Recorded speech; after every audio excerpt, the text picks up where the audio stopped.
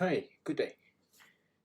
Today let's look at some type declarations in Go. So as usual, we will look at a C# program and then try and convert it to Go. So on the C# side, we basically have a bunch of variables and then we are adding two numbers and displaying them. So if I run the C# code, so it's going to basically display the variables we variables we declared, and then it's going to display the two numbers and the total we added together. So let's do that in Go. So in Go, to declare a variable, uh, so let's first start with the int id equals 0. So there's a few ways you can declare variables in Go. Let's do them one by one. So like more elaborate way would be var, then id, and then you would say the type, and then you can assign it to a value. No semicolon, of course. You will see there's a squiggly line saying there's a problem. There is a problem because in Go, if you don't use a variable in your code, it's actually a build error. Whereas in C#, it'll just be a warning, but in Go, it actually doesn't let you compile. So let's use it, fmt println id. So that's one way of doing it. So let's run that, and here you go. The other way of declaring a variable in Go would be to use like where we don't have but explicitly say the type, so which is exactly same as in C#. So you would say var name equal to hello. So it's again complaining because we haven't used it in the program. So let's just use it. Sorry about that. Let's just use it, and there you go. So then we got var age equal to 20, and let's do this in a different way in Go. So there's another way to declare variables in Go is get rid of the var keyword and then basically say the variable name and then colon equals to the value. So let's just use it as well, and there you go. That's the third type. So you will notice this is the most preferred way of declaring a variable in Go if you can initialize it at the same time, and because that's more succinct, I guess. So that's pretty much some few ways of declaring variables in Go. And let's just do the second bit where we are creating two numbers and adding them up. So the interesting thing here, the two numbers are of different types, so which forces us to do a type conversion, and let's see how we do that in Go as well. So so this second section of the code would be num1 colon equals to 10, num2 colon equals to 10.5, and let's just use it in the code so we can get rid of the errors. So num1 comma num2. So what are these variable types? Let's hover over them. So by default, Go figures out 10 is an int type, and num2 is a float 64. So why float 64, not float 32? Because I'm on a platform, 64-bit platform, and hence by default Go figures this is a float 64. So I think your mileage might vary depending on the platform you're in. So that's something interesting we have to think about.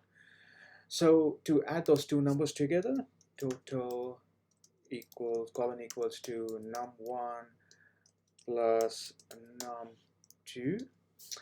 Here, if you see here, the editor is trying to be helpful and converting it automatically for us, but that's not what we want, because we're going to get 20 if we convert num2 as an integer, because 10.5 is going to become 10. So let's just get rid of that, and let's convert num1 to float 64. To do that, all we have to do is float 64 and pass the number value in, and then just use it. So there you go. So if I run this, so I get 20.5, like exactly the same what we do in C#.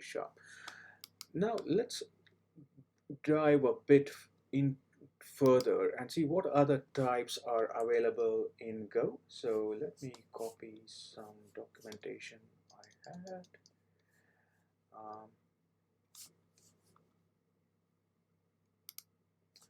So the various other types in Go are, let me paste this here. String, we already seen it. Self-explanatory, it's Boolean, and then there is a bunch of number types. Typo. So number types. So these are basically integer types. Again, I'm not going to dive deeper here. It's self-explanatory. Unsigned integer, same. Float. Then complex. This probably is not familiar to C# developers. Let's look. A complex type in mathematics is a real number plus an imaginary number. And how you would define that in Go, I think, bear with me, is my complex type, and you have to say complex type equal to, colon equals to, that is, complex x, and then you have to pass two numbers. So that should give you a complex type. So if I print this,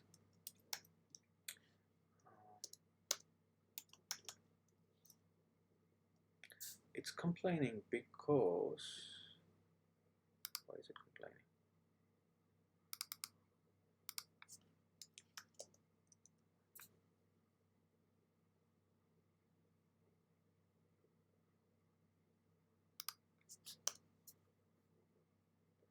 Yeah, so print ln c1. You will see I'm still not that comfortable with the Golang syntax, and also when you're using multiple languages at the same time, you're going to be putting semicolons in Golang and not putting semicolons in C#, so it can get a bit hairy. Okay, so that's how you would define a complex type. So if I run this, so here you say 1 plus 2i, that's the complex type. Personally, I haven't really used complex types at all in my programming experience. It's probably useful when you're doing some mathematical calculations, matrix calculations. Yeah, that's interesting where it's available as a native type in Golang. Byte, it's pretty similar to what's in C#, so I wouldn't dive too much into it. Rune is an interesting one. Both byte and runes are actually aliases of other types. So whereas byte is an alias of an unsigned int 8, a rune is an alias of an integer 32. Let's see how to use a rune. So for using rune, let's say, okay, I've got so you can use rune to define Unicode characters, for example. Let's use this example of cards. So let's have, I got a bunch of Unicode characters. Let's do that. So I'll just paste them here. So these are the card symbols, some Unicode symbols, and let's say some symbols.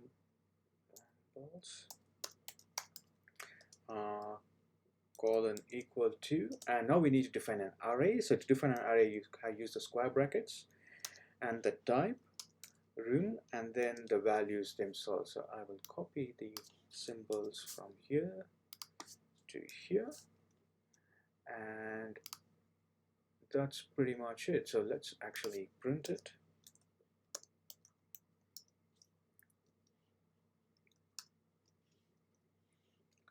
And what do we get? So you will see we actually get the the int32 representation of these Unicode characters. So that's interesting. So that's pretty much type declarations in Go. It is very familiar once you get used to the difference in syntax, but it's pretty familiar, looks pretty familiar to a C# developer. Thanks for watching. That's it for type declarations in Go. We will explore Go in more detail in further videos. Thank you.